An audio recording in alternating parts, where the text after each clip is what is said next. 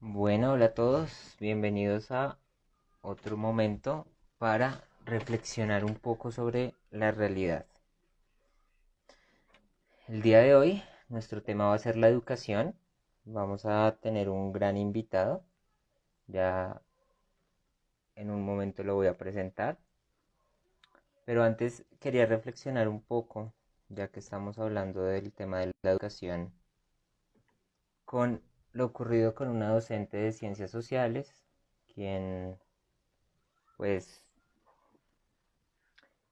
quien ha generado como un boom en torno al tema de la historia. Enseñar los falsos positivos para algunos parece que es un tema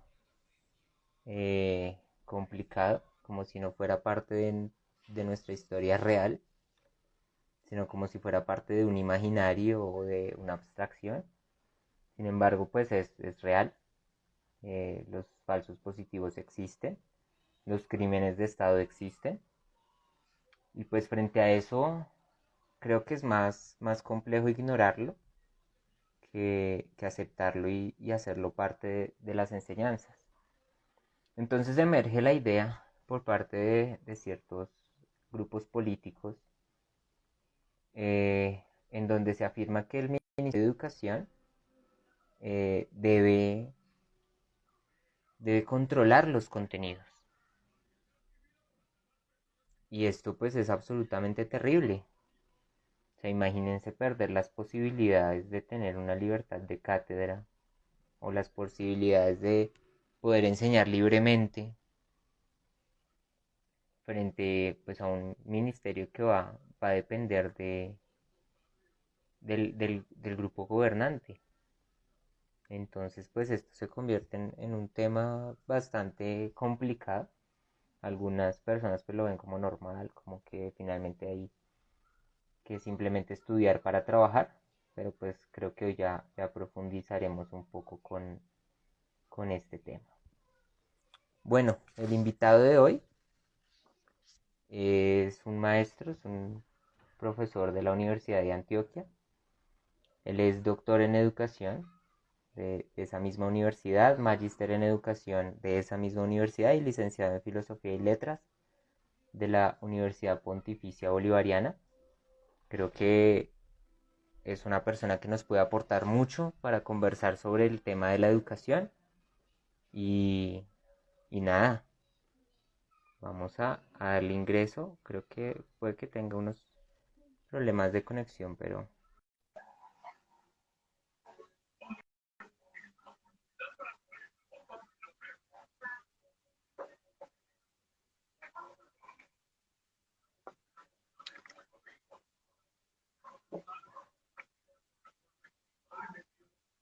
vamos a ver.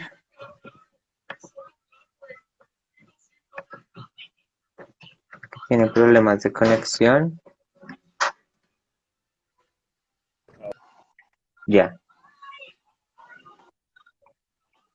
Bueno, voy a intentar poner también. A ver.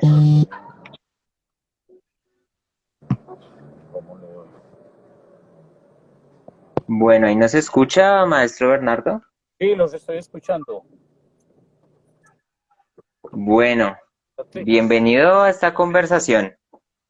Gracias, Sebastián. Dame un minutico que me estoy acomodando, ¿sí? Tranquilo, no hay problema.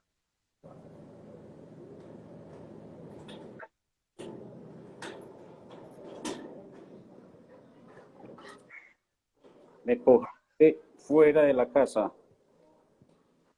Tranquilo que yo sé que en estos contextos de pandemia a veces nos cogen fuera de la casa igual, Qué pena. igual hay que, no sé, hay que entender otras formas de reunirnos. Dame un minutico.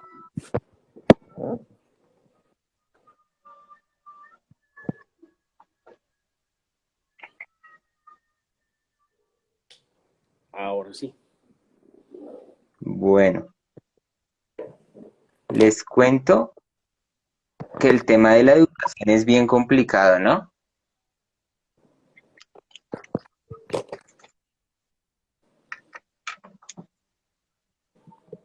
Bueno, listos.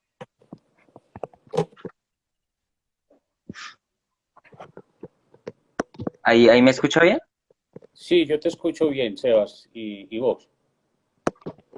Listo, ahí ya te escucho bien. Perfecto, listo. Bueno, yo, bueno, cuando estaba preparando esta charla, pensaba por dónde uno puede coger la educación, como por dónde empezar, por dónde arrancar para que la gente pues vaya comentando en materia.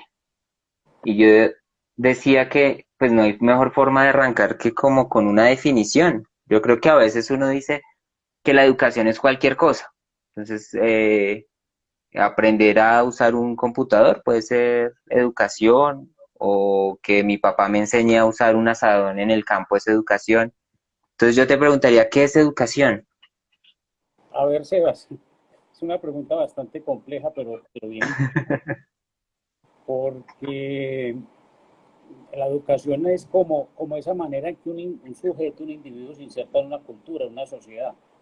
Todas las sociedades construyen, digamos, rituales, construyen formas de relación, de encuentro, y la educación se encarga como de insertarlos. Y digamos que el primer momento de esa inserción se hace a través de la familia, pero a partir de la modernidad, eh, eh, con Comenio, que es un pedagogo que se dice es quien crea pues esa institución como la escuela, eh, un sujeto que enseña, unos saberes por enseñar, la didáctica magna. A partir de ahí, entonces, de él, ya no solamente es la familia, sino que aparece esa institución tan interesante, pero tan compleja como es la escuela. Entonces, digamos que la educación en ese sentido tiene como dos órdenes. Uno es como la inmersión en una cultura, en una sociedad, y la otra sería como la formación en un campo de saber, pero en una serie de saberes, que es un poco como la escuela. Entonces, por eso vos has visto y todos hemos visto cómo en Colombia, por ejemplo, se nombra educación formal como esa que está en lo institucional y se habla de una educación para el desarrollo del trabajo humano que está por fuera, pero también hay una educación que se genera en el ámbito de la sociedad. Entonces, es todo ese proceso de la familia cuando uno le dicen, bueno, unos horarios en los que hay que acostarse, unos horarios en los que hay que comer, unas formas de comportamiento, por ejemplo, en el comedor, de cómo se dirige uno a los adultos, cómo se dirige a sus pares. Todo eso está en lo que se podría denominar educación, fundamentalmente.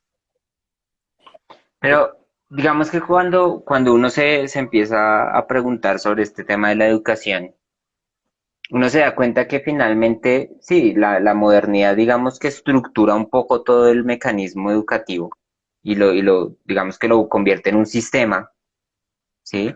Y nace la escuela moderna y todo este proceso. Pero también hay un punto en el que convierte el saber en mercancía. Y pienso que esto también pues tiene que ver un poco con lo que de pronto en otra charla que hice en este espacio hablábamos que era del desarrollo del capitalismo.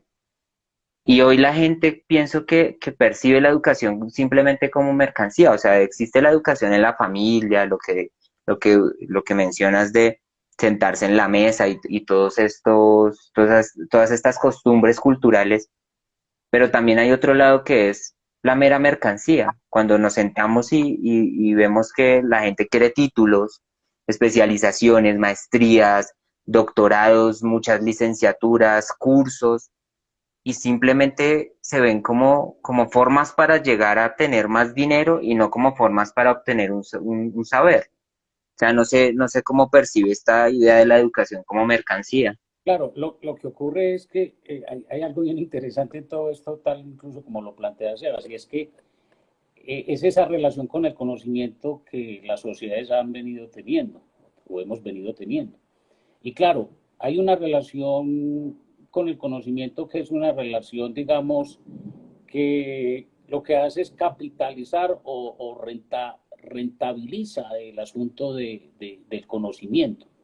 Entonces, claro, la educación comienza a pensarse como formación en una profesión y luego pues todo el discurso neoliberal a eso le va a llamar competencias. Entonces toda esa formación en las competencias crea algo que incluso organismos internacionales han llamado que educación para toda la vida. Entonces Mm. ya no es suficiente esa relación, digamos, con el conocimiento, por ejemplo, que tenían los griegos, que era una relación más como relacionada con la, valga la redundancia, con la existencia, con la vida, con lo que somos, y pasa a ocurrir una relación con el conocimiento, especialmente en el capitalismo, donde uno estudia, uno se forma, pero en la perspectiva que eso le va a dar una renta, le va a dar una posibilidad. Entonces entramos en un círculo muy jodido, muy problemático, y es que uno se forma, consigue un trabajo, cobra por ese trabajo, en ese sentido todos nos volvemos unos asalariados, todos absolutamente, y ese salario solamente sirve para consumir. Entonces en la división del trabajo la única diferencia es que unos ganan menos y en ese sentido consumen en relación con eso y otros ganan más y en ese sentido consumen en relación con eso, pero todos estamos en ese círculo. El problema de hoy es que precisamente la educación en este momento, o mejor, la educación se vuelve en la estrategia para volver capital el conocimiento. Entonces el conocimiento se vuelve como la moneda. Ya es la moneda en la que se tasa. Entonces ya realmente nadie te pregunta qué sentís, qué pensás, cuáles son esas cosas que más te gustan, sino, a ver, muéstrame los títulos que tiene. Entonces llegan a aparecer cosas tan perversas como que aparecen todas estas instituciones que casi que están vendiendo títulos. Y bueno, y tipos de nuestro querido Congreso, de cuyo nombre nos queremos acordar, que compran. Entonces, Sí, claro. en el capitalismo la educación se vale de eso, ¿cierto? Se vale de eso y vuelve lo que era fuerza de trabajo, ¿cierto? En la era industrial que era fuerza de trabajo, entonces un obrero y tenía su fuerza de trabajo, y lo vuelve es ya conocimiento, ya no vendemos la fuerza de trabajo, sino el conocimiento, pues en algunos casos en esa división del trabajo. Y el otro problema es que el obrero, digamos, que fragmentaba su relación con el trabajo en la sociedad industrial. En el conocimiento, en lo que llaman el capitalismo cognitivo, en el capitalismo cognitivo ya cuando usted está terminando de conocer algo, ya eso se vuelve obsoleto y hay que conocer otra cosa y otra cosa y otra cosa. Entonces, esa extensión en el tiempo de esa relación es lo que capitaliza todo este asunto. Digamos que uno en toda esta vuelta de la educación como mercancía, uno coge y ve la existencia, por ejemplo, de un tipo como Humberto Maturana, ¿sí? Que autodidacta, hizo un proceso como en solitario apartado de la escuela, eh, y uno dice, ¿cómo poder generar ese tipo de procesos y que la gente pueda separarse de pronto de la escuela? O sea, de pronto finalmente la escuela es la que nos dice a nosotros, su saber es una mercancía, porque uno tiene que estudiar para pasar. Entonces ya la nota se convierte como en una moneda de cambio. Y luego obtener títulos para trabajar, porque si uno no es bachiller, entonces no puede ser ni siquiera celador. Y luego ya si quiere ser profesional y así sucesivamente. Entonces, ¿cómo de pronto separar esa idea de mercado con la idea del conocimiento? ¿Cómo de pronto impulsar ese ser autodidacta? Claro, lo que pasa es que lo que hace precisamente la modernidad, lo que hace el capitalismo es invalidar esas experiencias con el conocimiento que no pasan por lo institucional. La escuela en términos generales, desde que hoy uno va a los jardines de atención integral desde los 3 o 4 meses hasta que vos pasas por el doctorado y ya hablan de postdoctorado y etcétera, ¿cierto? Entonces, claro, lo que invalida lo que invalida la modernidad y el capitalismo es precisamente una relación distinta con el conocimiento y la institucionaliza.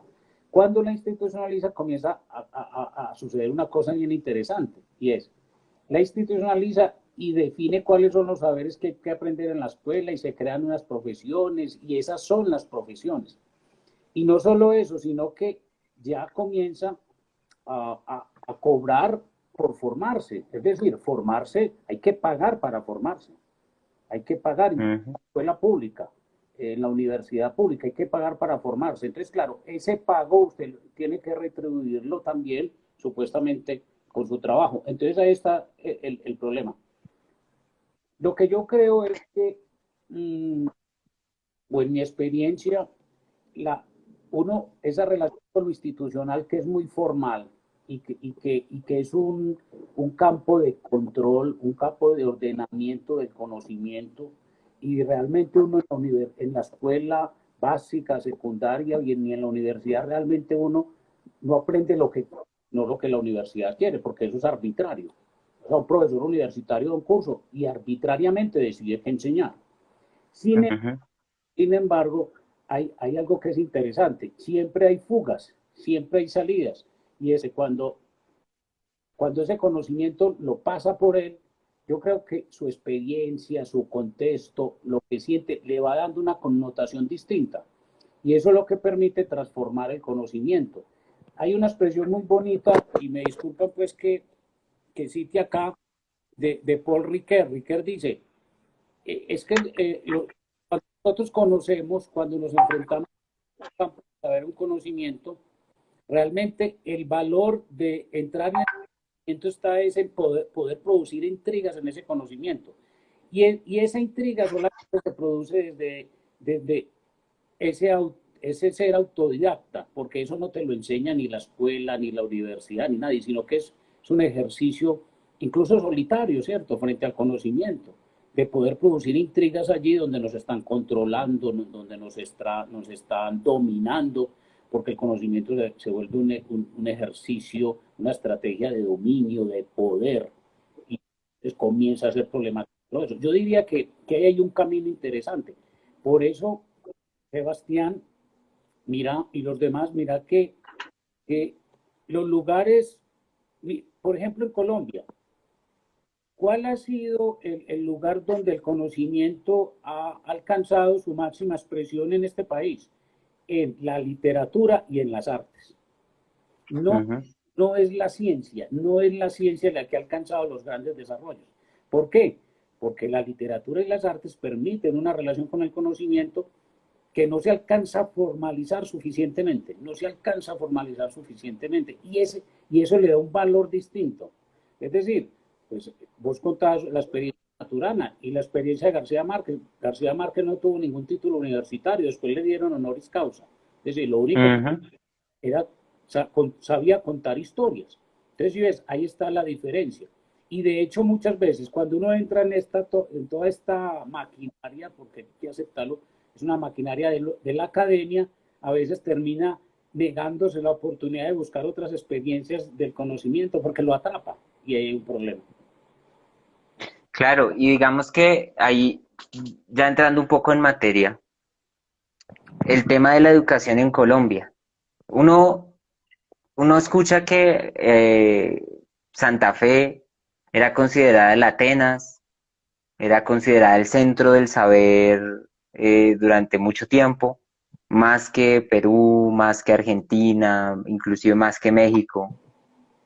Uno observaba que aquí pues habían unos procesos de formación en literatura, inclusive enseñaban griego en las escuelas públicas durante mucho tiempo, pero pues todo eso se fue como decayendo también, y coincido con alguien del público que nos dice que tiene que ver con la aceleración del capitalismo, que exige otros saberes.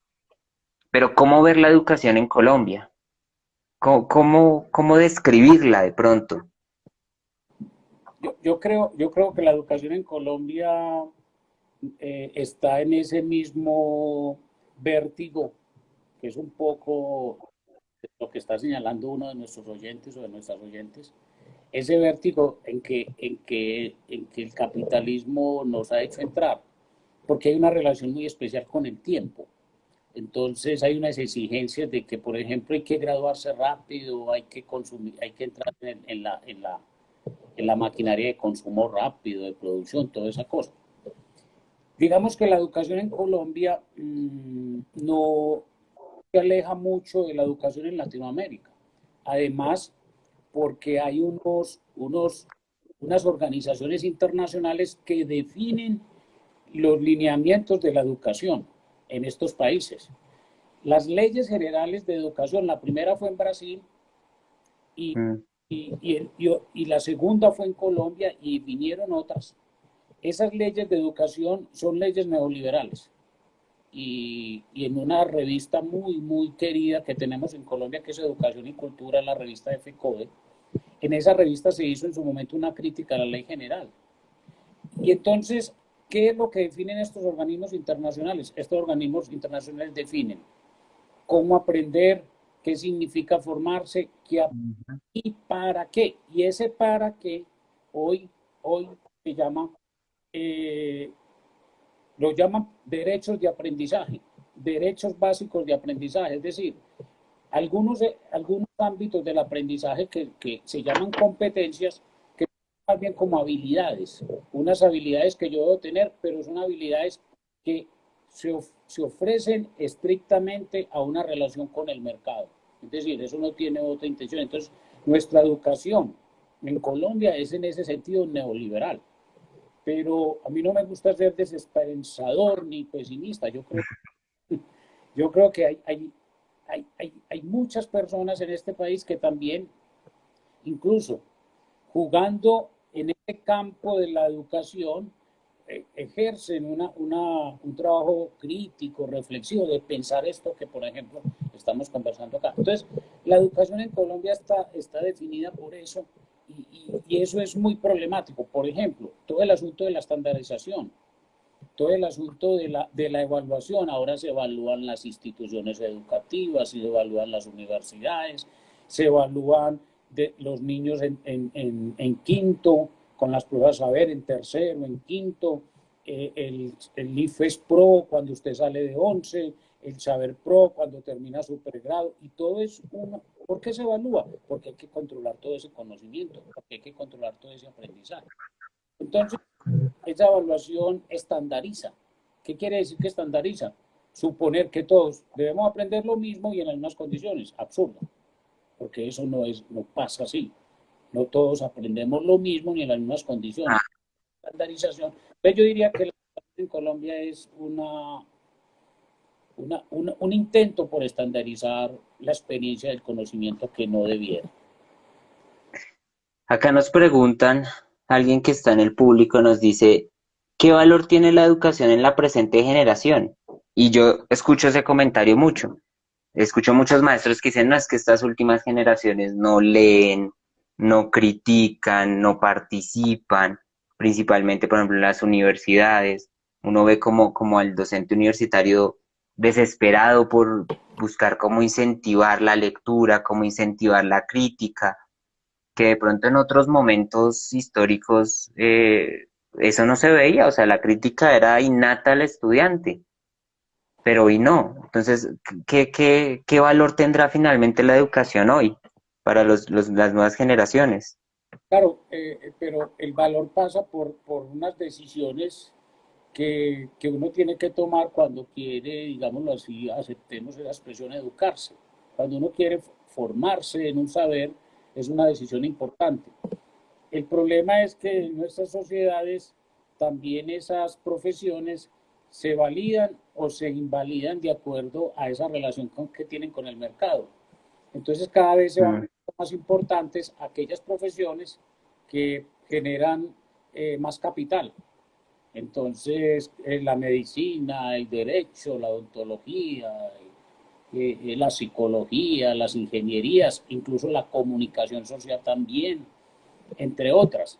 Entonces, por eso es que la educación en ese sentido comienza como a perder fuerza, porque parece ser que ella pierde, insisto, una relación con la vida. Entonces, en esa elección, digamos que hay un problema, porque a veces muy pocos son o somos capaces de elegir, por ejemplo, estudiar filosofía. Yo voy a dar una anécdota. Cuando yo estaba estudiando filosofía tenía una novia y, y la mamá de mi novia dijo, usted, ese tipo la va a dejar morir de hambre, es que la filosofía no sirve para nada. ¿En qué va a trabajar ese tipo? Entonces, por ejemplo, las artes sociales. Hay un problema también de lo que implica una elección. El otro asunto es que yo creo que no hay que generalizar. Hay muchos jóvenes muy estudiosos, buenos lectores, críticos, reflexivos, que son capaces, que incluso yo creo que son los llamados a transformar las condiciones que tenemos hoy en nuestro país y en el mundo. Lo que pasa es que a veces se generaliza, se generaliza. Y hay que aceptar una cosa, quizás los más jóvenes están aprendiendo de otra manera, habría que aceptar eso. Obviamente, los, algunos queremos mucho los libros, porque para nosotros son muy importantes y nadie podía negar el valor del libro. Pero yo diría que hay formas de aprendizaje que hoy están recorriendo el mundo a los más jóvenes que yo creo que generan una oportunidad, una esperanza. Yo diría que no hay que generalizar, porque a ver, en la experiencia que uno tiene en las aulas, con los estudiantes, yo, bueno, no es por hacer un ejercicio pues estadístico, obviamente, pero siempre, mi experiencia, siempre, y llevo ya 20 años en esto, mi experiencia, siempre en un curso hay 3, 4 estudiantes con unos niveles de lectura interesantes, con unos niveles de escritura interesantes. Lo que pasa es que la educación tal como la tenemos también tiene un problema porque no, digamos, no estimula esos procesos, no los valora, no los direcciona, no los orienta bien y se pierden ahí muchas oportunidades de tener estudiantes muy, muy buenos. Entonces yo creo que ese es el asunto de la educación. Uno tendría que hacerse una pregunta, ¿yo para qué me estoy formando? Esa es la pregunta fundamental. ¿Yo para qué estoy estudiando esto, cierto? Entonces, cada uno tendrá sus respuestas. Y de esas respuestas depende un poco la relación que uno tiene con esa experiencia, que se va a convertir en una experiencia de vida. Voy a decirlo así. Uno a veces va donde un médico y lo primero que nota fue que ese tipo estudió medicina porque le tocó, porque lo presionaron, porque le dijeron que esa era la profesión y eso. Pero uno no siente que está tratando con alguien que está convencido de su profesión, que está apasionado por su profesión. Es ahí donde está el problema. Entonces, claro, si uno estudia una cosa que, que no, puede que la termine, puede que sea hasta medio aceptable ahí, pero los otros sienten lo que está pasando. Y voy a decirlo, y eso también pasa con la profesión del maestro. Se siente Uh -huh. quien se apasiona por esa profesión y quien no ha llegado ahí por un escampadero, porque eso es lo que... Sí, claro. Y digamos que todo lo que menciona me hace pensar en finalmente qué necesita entonces la educación en Colombia para lograr todos esos objetivos que a veces se plantea. Porque uno mira los documentos del ministerio y dice que la educación debe ser crítica, que la educación debe ser analítica, que debe haber toda una serie de procesos, pero pues uno va a la realidad y muchos de esos procesos no se desarrollan, o sea, se termina es eliminando la creatividad, eliminando la crítica, eliminando una serie de ventajas con las que ya los niños nacen. ¿Qué necesitaría la educación en Colombia? Bueno, yo creo que la educación en Colombia necesitaría en principio, pues por supuesto, más maestros críticos y que entiendan que el conocimiento es una construcción colectiva, porque el otro problema es creernos los maestros con el poder de transmitir el conocimiento. No, yo creo que habría que permitir, entender que el conocimiento es algo que se construye entre colectivamente. Y lo otro diría yo que la educación tiene que siempre ponerse en relación con la realidad. Es decir, cualquier acto de reflexión tiene que ponerse en el sentido de lo real, de un contexto, de lo que está pasando. porque entonces se produce esa separación tan problemática entre la teoría y la práctica, separación que es absurda, porque no hay ninguna teoría que no corresponda a una práctica, ni hay una práctica que no corresponda a una teoría. Eso sería importante. Lo otro es entender que la formación no es un moldeamiento de la personalidad ni el sujeto, no es que a uno le entreguen un estudiante o unos estudiantes y uno los maneje como arcilla y moldea ahí un sujeto que le interesa al mercado, al capitalismo, a esta sociedad. Sí, la formación es una experiencia de sí, es una práctica de sí, es una experiencia propia. Es decir, yo diría que nadie forma en sentido estricto a nadie, sino que uno se forma. Por supuesto que uno en ese recorrido puede encontrar profesores, maestros que le han dado más elementos, pero usted los tiene que pasar por el filtro de lo que usted es, de lo que usted piensa, de cómo consigue. Pero hay una cosa que es importante, Sebastián, decir, y es que digamos que la educación en lo institucional, o sea, todas estas políticas que vienen del Estado y a nivel internacional, no van a resolver esta pregunta que vos nos estás haciendo, que es tan difícil. No. Yo creo que eso se resuelve es en las aulas, eso se resuelve es en la experiencia de los colegios, de las universidades, de las escuelas, porque siempre es posible, digamos, que esas políticas terminen, digamos, siendo puestas en duda por quienes se están formando y por quienes somos formadores o por quienes intentamos formar en el sentido pues de ese acto de liberación de darse forma a sí mismo, no de moldear, insisto. Entonces yo creo que realmente no es un problema de transformación de las, porque vos lo acabas de decir, todos los, todas las instituciones educativas, el ministerio dicen, no hay que formar el pensamiento crítico, el pensamiento reflexivo, hay que trabajar por problemas, toda esa cosa. Pero a veces eso, si eso no es algo que ocurre en la cotidianidad de la escuela, de la universidad, obviamente no va a cambiar nada, no va a comenzar a cambiar nada.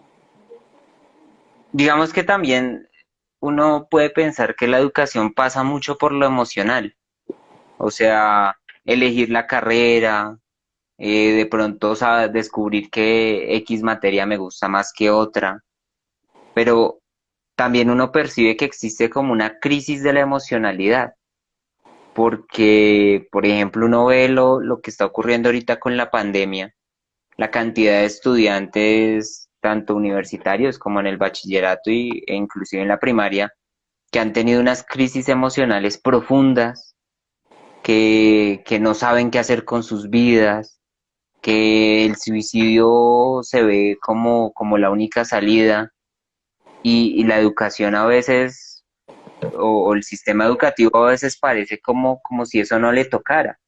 Y uno dice, o más bien, no, sino por ejemplo, el profesor Subiría dice que uno tiene que intentar formar ese, a partir de la emoción. Dice, bueno, la escuela, ¿qué está haciendo frente a eso? La educación en general, ¿cómo maneja ese tema? Yo creo que tiene que ver un poco con lo que estamos conversando, porque habría que preguntarse qué nos emociona. Y creo que es natural el que habla también un poco de eso, ¿cierto? Y qué nos Ujú. emociona. Y la emoción lo que da es sentido, produce sentido. Produce sentido a nuestras acciones, produce sentido a nuestra relación con un conocimiento, a la relación con los otros. Entonces, yo creo que lo que habría que mostrarle a los jóvenes y a las jóvenes es que realmente, en principio, las cosas no tienen sentido por ellas mismas. Es decir, la educación no tiene sentido por ella misma, la vida no tiene sentido por ella misma, sino que nosotros somos dadores de sentido.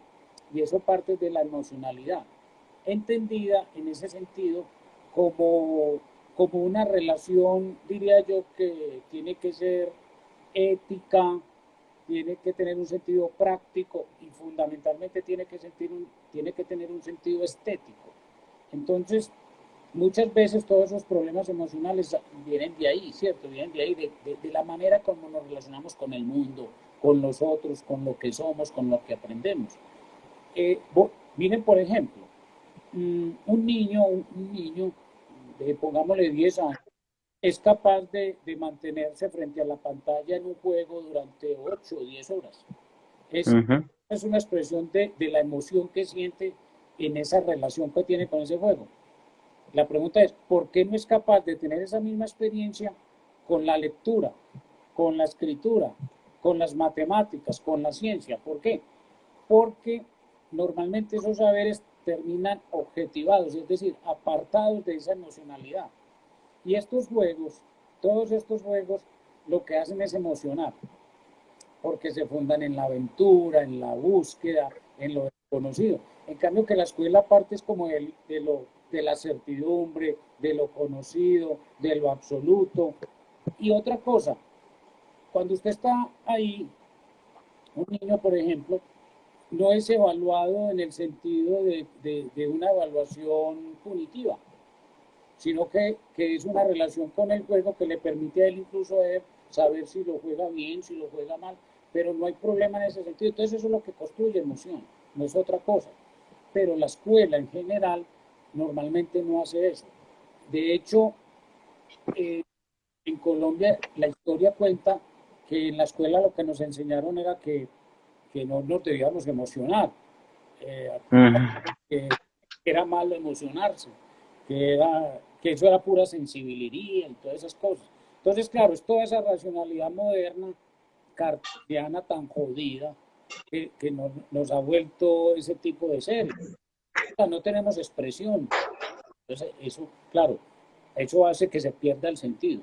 Yo diría que habría que mostrar a los muchachos qué significa construir sentido, porque nadie te lo da.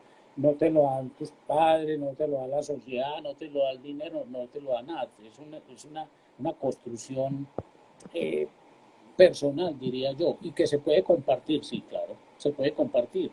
Porque de hecho, en todos los campos de saber donde ha habido hombres emocionados, eh, Einstein, por nombrarlos más, en la ciencia, es porque esos hombres han construido sentido a partir de esa relación con el conocimiento. Digamos que, bueno, ahorita con el contexto de la pandemia yo creo que muchas cosas cambiaron. Inclusive, pues a los maestros nos tocó aprender un poco de cosas que no sabíamos. Nos toca sentarnos sin poder realmente ver a nuestros estudiantes porque a veces lo que vemos es una cámara apagada. Yo pienso qué implicaciones tendrá esto para el futuro, o sea, las generaciones que se están formando en este momento, que están en ese proceso de construir una relación con el conocimiento, ¿cómo, cómo les afectará esta virtualización de la educación? Yo creo, Sebastián, y los demás, que esta relación con lo virtual, con las pantallas, lo que está negando es el cuerpo. Hay una pérdida aquí de la corporalidad que es muy, muy grave, es muy problemática, es muy compleja, porque lo que sucede en la virtualidad es que se pierde la experiencia del otro como cuerpo. Cuerpo es contacto, cuerpo es abrazo, cuerpo es mirada cercana, cuerpo es encuentro del hálito, del aliento, de la temperatura. Por ejemplo, aquí no tenemos frío ni calor, en el sentido de Ujú. con el otro. Entonces, yo creo que eso se está perdiendo. Pero yo voy a decirlo así, la pandemia llama la atención sobre eso y acentúa todos esos problemas. Pero desde antes ya había unas experiencias que estaban configurando esas nuevas formas de la relación. Y es todo eso que circula incluso por las redes, que se encuentran 6 amigos y todos están, y amigas obviamente, y todos están mirando su celular.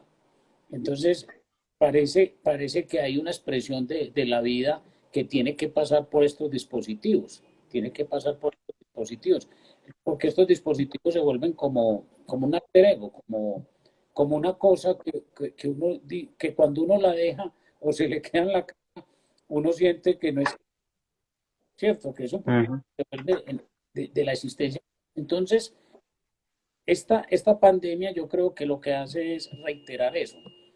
pero reiterarlo conforma mucho más problemáticas, porque claro, como vos decís, los estudiantes que han vivido este año de pandemia y nosotros los profesores que hemos vivido este año de pandemia, hemos tenido experiencias muy extrañas alrededor de esto, porque pantalla, como vos decís, no hay rostro, no hay rostridad.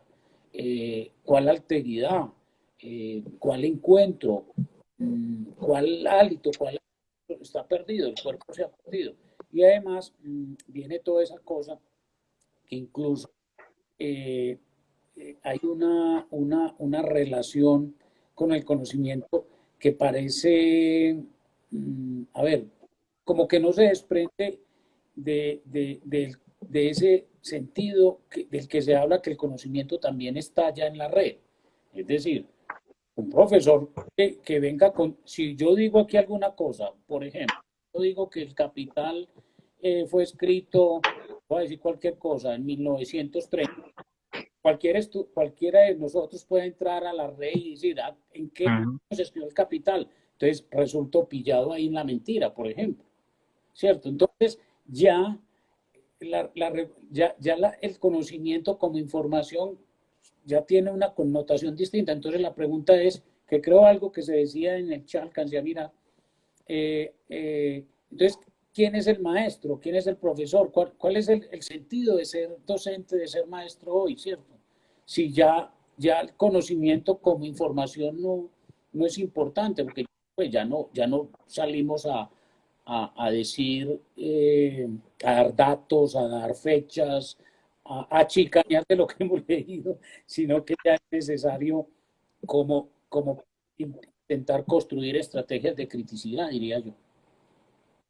Acá, por ejemplo, veo, esto me parece muy importante, Rocío QG1109 dice que la virtualidad también permitió devolver el deber formativo a la familia. Y digamos que muchas veces la escuela, o en los últimos años la escuela parecía que se estaba alejando cada vez más de la familia y estaba asumiendo inclusive roles que antes eran de la familia. Entonces, por ejemplo, la escuela alimentaba, la escuela también se convertía en el apoyo emocional, la escuela se convertía en el refugio, la escuela se convertía en una serie de cosas en donde la familia estaba desapareciendo. Y yo me pregunto, bueno, ¿y hoy qué rol entonces cumple la familia en todo este proceso educativo? No, claro, a mí me parece eso como muy interesante. La familia con la pandemia recupera un rol que había perdido, porque claro, para poder poner a trabajar a todos los padres de una familia, pues los dos tienen que salir a trabajar. Entonces, la escuela asumió todo ese rol. O sea, el niño Mm. tenía que ir a la escuela casi que todo el día. Y cuando salía de la escuela iba a las actividades extracurriculares, es decir, seguía en ese marasmo de la objetivación de la experiencia que a veces produce la escuela. Entonces, claro, la familia en esto comenzó a ser un acompañante de los procesos, pero eso generó todos los problemas. Es interesante, pero ¿qué? Pero entonces viene la discusión que se hace alrededor de, no, es que no tenemos las cuestiones técnicas, pero tampoco tenemos, ¿qué pasa? Que un muchacho está, voy a decir, en octavo de la secundaria, pero es posible que el padre no haya terminado su bachillerato, por ejemplo, en algunas condiciones. Entonces, ¿cómo? ¿Cómo hace? ¿En qué se vuelve? ¿Cómo? Claro, comienza ya a tener como una, digamos así, perdón, los padres, la familia comienza a tener una función más como de apoyo, de ayuda, de atención que se le había dado a la escuela. Yo diría que son muchas cosas, pasa por lo técnico, pasa por la experiencia que se tiene en las familias, todos estos asuntos de que es posible y no es posible, no es. Para muchos no tienen un espacio para estudiar, no hay un espacio, sino que se estudia en el comedor, por ejemplo. Entonces, Mm. ahí hay un asunto bien extraño que todavía no alcanzamos a entender. Nosotros, el año pasado, en la mitad de la pandemia, no, ya al final del año, sacamos un librito que se llama Confinados en las pantallas, que lo publicó Aula Humanidades. y por ejemplo, las reflexiones que nosotros hacíamos ahí nos hacían pensar en, en, en poco eso. Bueno, ¿cuáles son esos asuntos con la pandemia que son problemáticos, ¿cierto? Que hay que pensar porque no hay que dejarlos que crezcan. Porque no sé si ustedes saben que ya este conglomerado económico y tecnológico como es Google, Google ya está generando como una especie de oficina de educación, algo como eso, y Google está proponiendo que ya la gente no se forme en una profesión como estas en las que nosotros nos hemos formado o algunos están formando, sino que se formen en una competencia. Y esa formación dura un año y listo, y salga a trabajar. Entonces, esta virtualidad puede llegar a negar la oportunidad que da la escuela, que da la universidad. Nosotros, de hecho, hemos hecho campaña para que abra la universidad, por lo menos en la alternancia. Obviamente que hay un debate de la vida muy jodido. De ¿cuál es la vida? O la vida biológica o la vida vivida. ¿Cuál es la vida que habría que defender? Entonces, nosotros en ese libro, por ejemplo, señalábamos cosas que con la pandemia, por ejemplo, la pandemia me parece a mí reivindica la profesión del maestro, la vuelve importante. Mm. ¿Por qué? Porque en las familias se dan cuenta de lo que significa ser maestro, se dan cuenta de lo que Ujú. significa la enseñanza, esa relación, entonces reivindica. Es decir, los maestros, creo yo, hemos salido reivindicados y hemos salido potenciados con esta pandemia. Pero la escuela, como transmisora de conocimiento, ha comenzado a decaer. ¿Por qué? Porque nos dimos cuenta que el conocimiento está en todas partes, que no es necesario, no está depositado en la escuela. Entonces, ¿cuál es el lugar de la escuela hoy? ¿Cuál es el valor? Yo diría, la formación, pero como producción de subjetividad, ¿cierto? Para la transformación de sí mismo, de la sociedad, de la relación con el entorno. Esas cosas digamos, que son menos posibles de ser rentabilizadas aún. Como dice la propaganda de estas tarjetas, ¿cómo es? ¿La de ¿Cómo? los luchadores? No, una propaganda que dice eh, todo, todo puede, ¿cómo es?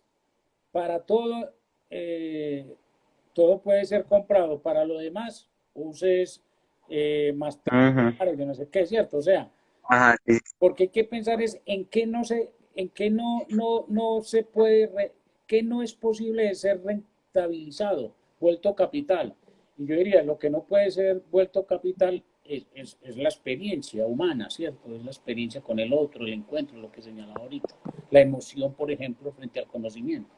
Porque el día que eso se rentabilice, si está, pues ahí estaría de la escuela. Acá, por ejemplo, en el chat hablan un poco de la relación que hay hoy con las redes sociales. Entonces, los jóvenes están, y bueno, estamos, porque me incluyo también, yo uso muchas redes sociales, estamos como inmersos en ese mundo virtual y creemos que ese mundo virtual es como la realidad, ¿sí? Pero uno llega a la escuela y uno ve los salones, el maestro allá al frente, o sea, la escuela parece que no hubiera pasado el tiempo, mientras los jóvenes están en otro tiempo totalmente distinto, ¿sí? O sea, ellos en casa tienen una experiencia totalmente distinta con los computadores, con los celulares y todo eso. Y la escuela parece ser como un dispositivo alejado de su realidad. ¿Será necesario que la escuela se reinvente a partir de todo lo que está pasando con la pandemia? ¿O por el contrario, volveremos en algún momento y volveremos a ver la escuela tal cual como era antes? ¿Será que se reinventa? Yo creo que la escuela, yo insisto, la escuela va a salir fortalecida como un lugar de ciencia, distinta a la virtualidad, porque algunos han querido resolver el problema con más tecnología. Entonces, podría pasar también que la escuela se convierta como en una caja virtual. Es decir, que estemos allá en la escuela, pero también allá en la virtualidad resuelva todo. Un poco como es, para utilizar una metáfora, a veces como centro comercial, ¿cierto? Que parece una caja de virtualidad en el sentido que todo el mundo está en el centro comercial, pero está conectado. Entonces hay una virtualización, digamos, cerrada, de alguna manera. Pero la escuela tendría que reinventarse, yo, por supuesto. Ahora, ¿de qué manera es la pregunta? Yo creo que la escuela va a tener que pasar, pues no es necesario ser un profeta, no, tampoco, pues es nuestra función profetizar nada, Sí. por fortuna. Pero yo creo que la escuela va a tener que regresar a lo que tanto la escuela activa en algún momento pensó. Es decir, tiene que volver a valorar la experiencia más cercana, la experiencia con los objetos, la experiencia con la tierra, la experiencia con el otro, y va a tener que, yo creo, bajarle a esas, insisto, a esas formas objetivas que se han instalado en la escuela. Es decir, incluso yo diría que la escuela va a tener que recuperar un poco las manos, digo yo, un poco por los oficios. La escuela tendrá que recuperar eso. No obviamente en el sentido que a veces se hace, por ejemplo, en el SENA, que los oficios también se capitalizaron, se mercantilizaron, etc. No en ese sentido, sino de la experiencia que significa relacionarse con la tierra, con los objetos, con hacer cosas con las manos. Pestalozzi decía una cosa que a mí siempre me ha parecido muy bonita. Este pedagogo decía, mente, corazón, mente, corazón y mano. Entonces, no es que estemos diciendo que tenemos que volver a la escuela pestalozziana, pero yo creo que esa experiencia de mente, corazón y mano nos está diciendo que ya la escuela tiene que ser otra cosa. O sea, esa reinvención tiene que recuperar, bueno, ese ámbito de la tradición, pero tiene que recuperar, insisto, la experiencia. La experiencia entendida como aquello que me transforma, que me modifica, que me vuelve otra cosa. Porque la experiencia, como dice la Rosa, no es lo que pasa, sino lo que nos pasa. O sea, la experiencia no es lo que pasa por un ladito, sino lo que se vuelve un cuerpo, lo que nos encarna. Entonces, la escuela tendría que ser el lugar donde se encarne la experiencia, donde se construya experiencia. Y para eso habría que dejar todas esas formas de siéntense muchachos que les voy a enseñar esto. Habría que dejar todas esas formas, mañana hay examen o evaluación. Habría que dejar todas esas formas de donde se pregunta otra vez lo mismo, se replica otra vez lo mismo y pasar a formas más, insisto, de la experiencia con el entorno, con lo que somos. Es otro tipo de trabajo que tendría que tener en la escuela. Incluso la escuela, habría que deshacerse de la escuela graduada, pensar en otra cosa, porque la escuela graduada se funda en eso, en un desarrollismo, a mi manera de ver, muy práctico. Dice que usted pasa de primero, segundo, toda esa cosa, incluso la universidad con todos estos semestres, también es una perspectiva muy, no solo tradicional, sino que ya no responde a nuestra realidad. Y yo creo que la pandemia pone en crisis eso de otra vez, pone en crisis de nuevo eso, y eso es importante. Es decir, la pandemia tiene cosas muy, muy jodidas para la educación, para la escuela, porque no sé si han visto cómo están floreciendo universidades de todo tipo, institutos de todo tipo, que ofrecen cuanta carrera necesita usted en la virtualidad. Y conéctese cuando quiera, aprende cuando quiera, resuelva cuando quiera, no hay problema, tranquilo, pague y listo. Entonces, ve, ¿para qué sirve? Yo diría, es que la escuela va a brindar esa otra experiencia. Estoy pensando acá en el libro de Aldous Huxley, Un mundo feliz. Y es que en esa novela hay un poco dos mundos. Ese mundo artificial, objetivo, que es el mundo donde no hay dolor, donde no hay amor, donde no hay angustia, y si vos tenés angustia te dan una pastillita que se llama Soma y la resuelve, donde, es decir, es un mundo feliz porque no pasa nada, pero hay otro mundo donde en ese otro lado se vive la vida de la lucha diaria, de la búsqueda, de entender que hay que construirse como ser humano, de que el otro tiene unos olores, porque en el otro mundo feliz la gente pierde hasta los olores, porque la asepsia es tal que no huelen a nada. En este otro mundo tenemos, es decir, nos hemos perdido humanidad en eso. O sea, cada vez somos menos humanos porque nos volvemos más cercanos a toda esa asepsia, ya no soportamos la pérdida, ya no soportamos la tristeza, no soportamos el dolor, porque vemos, todos somos esforzándonos en acabar con eso, sabiendo que precisamente esa experiencia de pérdida, de dolor, quizás de tristeza, es la que nos permite construir. Entonces yo diría que la escuela podría trabajar sobre eso, y era un poco lo que preguntabas ahorita, Sebastián. Ujú. Un niño que llega triste a la escuela, entonces la escuela, ¿qué hace con él? Le enseña matemáticas. No, tiene, tiene que trabajar con el qué significa eso. Tiene que tramitarlo, diría yo, por las artes, por la palabra con los demás. Y ahí se construiría una experiencia distinta. Digamos que toda la cuestión de la escuela, digamos que se está convirtiendo más es en un espacio de socialización. Sí, que la escuela como que es el centro de la socialización porque ahí es donde se construye esa experiencia de ver al otro, del entender al otro, la empatía, todo eso. Pero, ¿cómo luchar con eso y cómo luchar contra elementos como el neoliberalismo, que lo que hacen es todo lo contrario? Es decir, bueno, de ahora en adelante los niños no trabajan en grupo, se evalúan constantemente. O sea, he conocido, por ejemplo, experiencias en colegios de mucho renombre en el país en donde los niños llegan a 11 con gastritis, con depresión, con una serie de problemas que son causadas por la presión de rendir, de dar resultado. Y ese dar resultado termina siendo es una obligación del neoliberalismo. ¿Cómo llevar a la escuela a ser ese lugar más apacible, más de la creatividad? ¿Cómo contraponerse a ese neoliberalismo? ¿Cómo luchar contra eso? Yo diría que precisamente el problema es que la escuela reproduce las estrategias neoliberales o las prácticas neoliberales. ¿Por qué? Porque la estrategia individualiza. Entonces, no sé si a ustedes les pasó, a mí me pasó que cuando se iba a hacer una evaluación, un examen en la escuela, separaban las sillas para que uno no le mirara al compañero.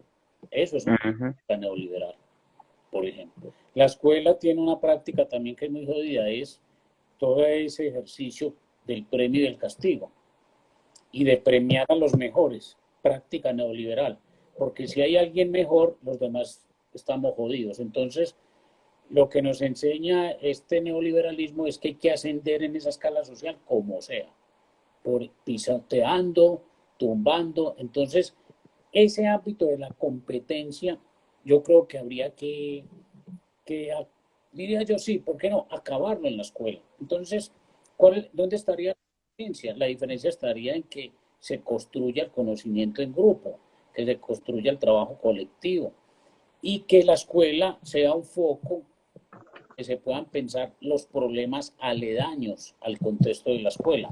¿Cómo es posible que una escuela está en un barrio o rodeada de dos o tres barrios y la escuela no enfrenta las problemáticas sociales, políticas, afectivas, emocionales, económicas, ideológicas, etcétera, de ese contexto?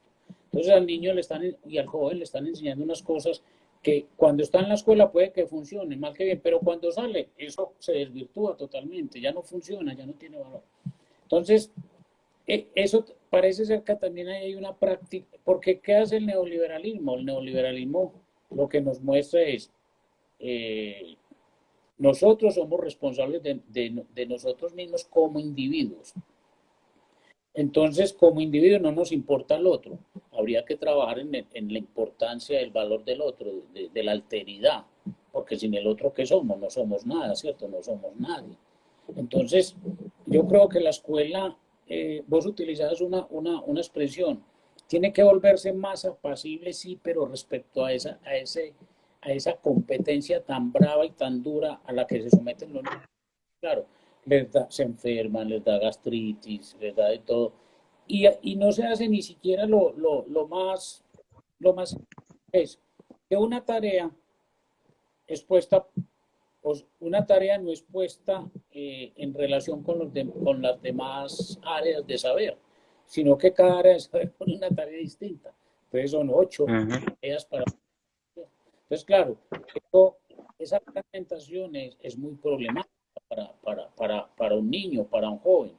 Y además está siendo presionado, porque no se respetan los tiempos, lo que llaman pues los tiempos para el aprendizaje. Porque quien dijo que todos tenemos que entender y aprender todo en el mismo tiempo, pues unos se pueden demorar más, otros se pueden demorar menos, y eso no se respeta en la escuela. Entonces, ese vértigo, ese individualismo, esa competencia serían esas prácticas neoliberales que la escuela tendría que comenzar a transformar, tendría que comenzar a cambiar. Pero créanme, hay experiencias de ese tipo, de formas mucho más, digamos, como más libres de todos esos. Garner decía, por ejemplo, un profe, él es norteamericano que trabajó todo esto de las inteligencias múltiples, de pronto lo han oído mencionar. Garner decía que la creatividad florece mejor en espacios donde no se evalúa, Ujú. o diría, donde hay un trabajo como más formativo con la experiencia que uno tiene en un campo de saber incluso. Pero claro, cuando se evalúa es para competir, para ver quién es el mejor, y entonces la escuela da premios, da castigos, y esta sociedad está hecha de eso. Cuando eso se acabe, ya le habríamos quebrado una pata al neoliberalismo. Es decir, comenzaría la sociedad de otra manera, me parece. Bueno, y digamos que para concluir un poco, porque ya creo 8:03, ya se está acabando el tiempo, para concluir, ¿qué, qué elementos nuevos de pronto llevar a la escuela? ¿Qué cosas de las que de pronto vemos lejanas como las redes sociales, eh, el juego, los videojuegos? ¿Qué cosas de esas podríamos readaptar para llevar a la escuela y también de pronto impulsar esta idea de que los chicos no solo sean críticos de cosas que ocurren en el exterior, sino de cosas que también sienten, que sean, por ejemplo, críticos de por qué yo miro siempre el celular, porque si salgo con mis amigos, no dejo el celular a un lado y me relaciono con el otro directamente? O sea, qué cosas podría hacer también la escuela en ese sentido, como readaptaciones. Yo creo que en ese sentido hay como dos puntos de vista. Algunos que satanizan las redes sociales, que satanizan la tecnología y todo esto. Y otros que pensamos, es mi punto de vista, que realmente yo creo que de hecho toda la resistencia, toda la posibilidad de singularizar incluso procesos sociales, de transformación social, se juegan en las redes sociales. Es decir, la escuela no se puede, me parece a mí, poner de espaldas y satanizar todos estos procesos con los que estamos viviendo, sino pensar, bueno, ¿cómo usamos eso para la formación de esa subjetividad, de esos niños, de esos jóvenes, de esas jóvenes? ¿Cómo nos valemos? Y lo que habría que hacer es hacer buenas preguntas alrededor de lo que significa, por ejemplo, las relaciones en las redes sociales, de lo que es Mm. el conocimiento en las redes sociales. ¿Qué es la afectividad en las redes sociales? Son estos emoticones que salen. Esa es la afectividad en las redes sociales. Y si esa es la afectividad, entonces en el mundo, digámoslo así, real, ¿qué es la afectividad? ¿Qué es la ideología en las redes sociales, por ejemplo? Cuando alguien lanza alguna cosa y medio mundo le cae encima, por ejemplo, porque expresó su punto de vista. ¿Qué es el respeto? Es decir, ¿qué es conocimiento? Circula también por las redes sociales, porque por las redes sociales circula conocimiento también muy interesante. Entonces yo diría que no hay que satanizar, sino que habría que hacer las preguntas que corresponden a una realidad. Porque, a ver, cuando se inventa la imprenta, si los hombres y las mujeres de esa época se hicieron las mismas preguntas, ¿cierto? Y mire cómo el uso de la imprenta genera cosas como el protestantismo, ¿cierto? Es decir, Ujú. cuando la Biblia es traducida por Lutero, a un idioma, llamémoslo común, idioma del pueblo, entonces, que no era el latín, entonces, ¿qué pasa? Hay una transformación de tal manera que el mundo no vuelve a ser igual a partir de ahí. Entonces, lo mismo pasa con todo esto.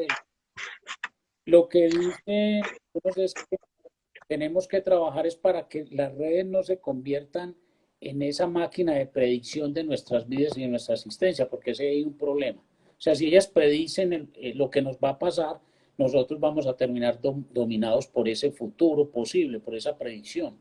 Entonces no vamos a ser capaces de actuar sobre el presente, que es donde realmente cualquier actuación me parece a mí es importante, vale la pena. Es en el hoy, aquí, en el ahora, en el presente, donde hay que actuar.